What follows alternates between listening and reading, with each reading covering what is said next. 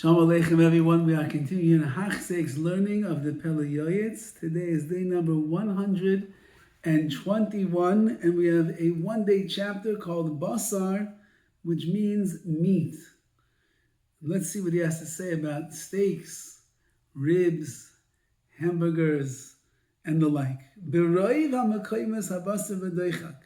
in the days of the Pele Yoetz, he writes that in many places it was very difficult to come by meat. It wasn't easy to find.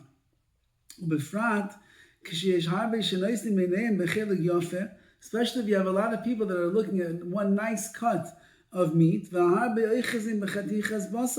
you have people that are trying to hold on to that one piece. They walk into the butcher shop. There's not a lot of meat behind the counter over there in his time, and therefore there were many people that they'd want that ribeye steak. They wanted that flanking for the children. They wanted that.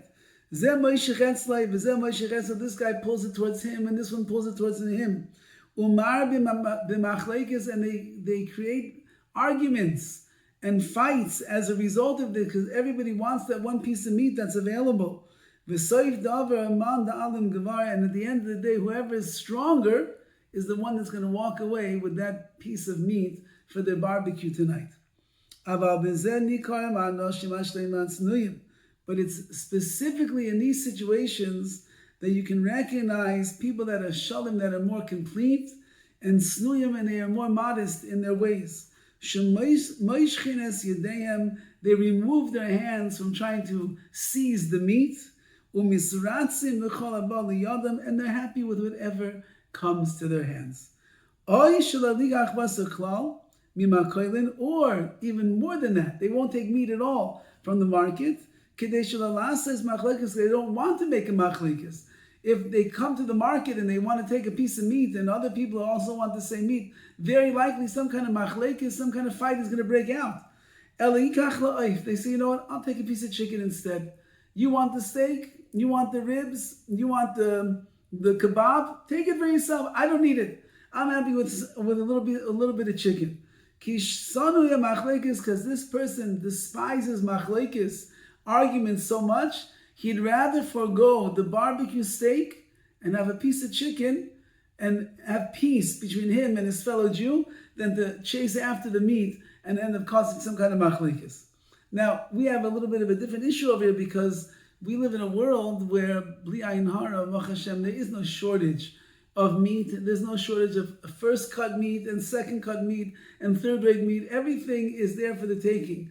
And the prices keep going higher and higher and higher, and somehow we just keep paying more and more and more and more. And the steaks get thicker and thicker and thicker because, we are malnourished in this generation. We need to have more and more on our plate. So what are we going to do over here? We'll see as we go through the Pele Yoetz how it is someone that has the bounty of flesh, of meat in their life, how we could try to minimize it a bit so that we can still work on ourselves.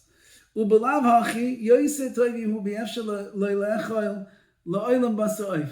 Pele Yoetz, the truth of the matter is it's even better if a person always eats chicken instead of red meat. Not because of the health benefits, it's true. I mean, chicken is healthier than all of the fatty red meat, but that's not the reason why. By eating chicken instead of meat, instead of a cow meat or a goat or sheep, so you'll save yourself from many, many stumbling blocks. Just like I'll write later in the chapter about sheichet, about shchita, that it's very difficult, the Pele Yoetz is going to learn over there, to make sure that you're shechting a big animal like a cow and the like properly, and therefore you are much better off halachically and in the world of kashrus to eat chicken than you are to eat red meat. Now, that being said, he goes on. Someone who can do kindness to his creator. He should only eat basar, he should only eat meat from Shabbos to Shabbos. Means Shabbos I eat meat, the rest of the week I don't. Comes along Friday night, Shabbos again I eat meat. Any day that we don't say Tachanun, which is the prayer that we say right after the Shemona Esrei, which is kind of like asking HaKadosh Baruch Hu that He should have mercy on us, any day that we don't say Tachanun is considered to be a festive day, those are the days that you're allowed to eat meat. Shari Kasa b'Sefer Chesed LaAvraham, it says in the Sefer called Chesed LaAvraham, V'zeh l'shoiner, da, you should know, Ki Eidish Chibur HaKever, the punishment of Chibur HaKever, which means the tremendous pain and suffering spiritually that a person is going to go through when they are in the caver, when they are in the grave, a very Kabbalistic idea over here called Chibur HaKever, which is a certain suffering and pain and anguish that one will go through. Says the Pele Yoetz over here, one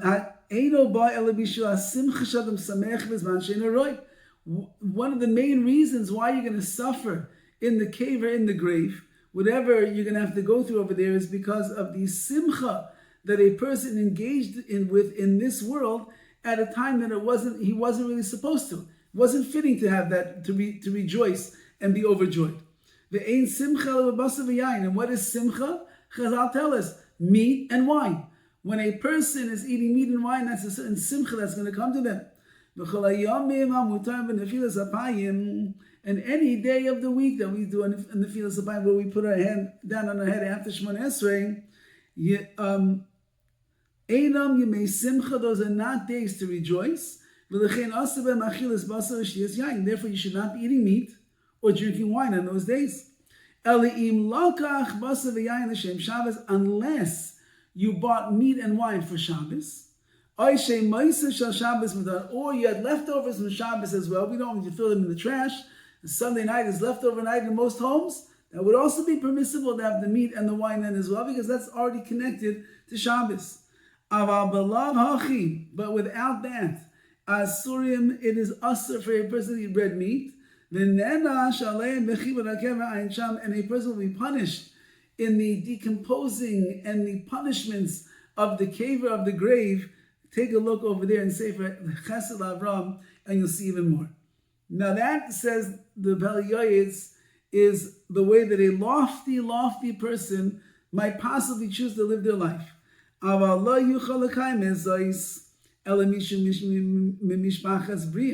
Only someone who comes from a very healthy family is able to live like this without meat during the week. And we now have a justification. We say, look, we're a very weak generation. Physically, spiritually, we're shvach, we're weak. How much energy do we have?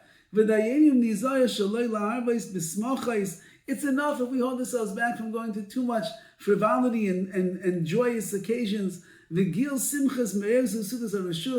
we get together with our friends and we have meals just for the sake of having meals. There's no mitzvah attached to the meal. It will be enough if we will withhold ourselves from all of the regular activities that a person does. And we should eat to satisfy our souls with a good intention. All of our actions should be done for the sake of heaven. Maybe HaKadosh Baruch Hu will find favor in His eyes, for even though we're eating meat and we might be drinking wine and we might be taking good care of ourselves by indulging a little bit in the physical world, but we'll still find favor in Hashem's eyes. He won't consider it to be a sin. According to Chesed LaAvraham, a person eats red meat during the week, he's sinning. How can you indulge so much? Says the Pele Yoetz, I don't think that we're all on that madrega, that level, to be able to live in such a way. And therefore, a person, as long as you're doing things in the right way, I'm eating to give myself strength. I'm even eating the steak that I should have the koyach to be able to go daven mar better tonight, and to be able to learn Torah, to be a better tati, a better husband, a better father. So as long as you're l'shem shemayim, Hashem will say, it's not an av, it's not a sin what you're doing, it's good. V'toiv l'gevish yikayim es asher b'kal yochel l'kayim ma'imim b'rabbisenu zal sham al pasuk. And it's good for a person to try to fulfill that which is easy to, as it says in the verse, B'seis Hashem lechem ba'erev, bas alecha v'lechem ba'boiker. It says that Hashem gave us meat to eat at night, and the bread is for the morning. Live the Torah derech eretz. The Torah is teaching us the way of the world, derech eretz. Shelo yoichel adam basa ala balayla. A person should only eat meat at night.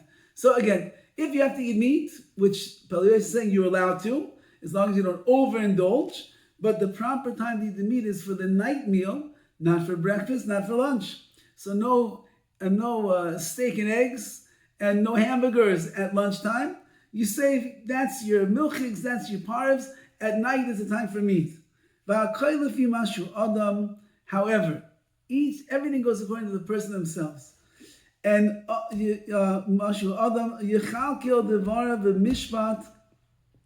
a person should choose his words with mishpat, with justice.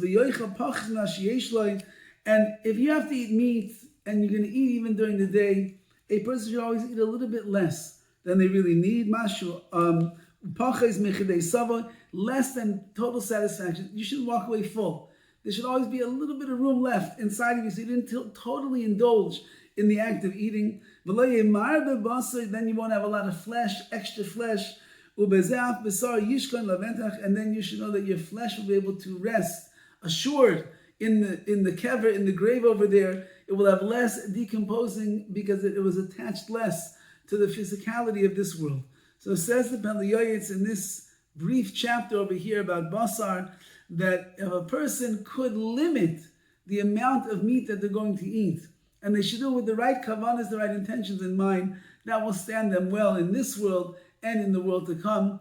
And of course, although that he writes that it's a sin to indulge in the meat, that's talking about a previous generation, it's not talking about us. You can eat meat, you can eat fleishes every single night if you want to. Just always leave a little bit extra over. Take one less piece, one less serving. You usually have thirds, only take seconds. You usually have fourths, only take thirds. You usually have fifths, only take fourths. A little bit less, and that will show HaKadosh Baruch Hu that we can control ourselves, and we can control ourselves in the physical world so that we should be enmeshed in the spiritual world instead.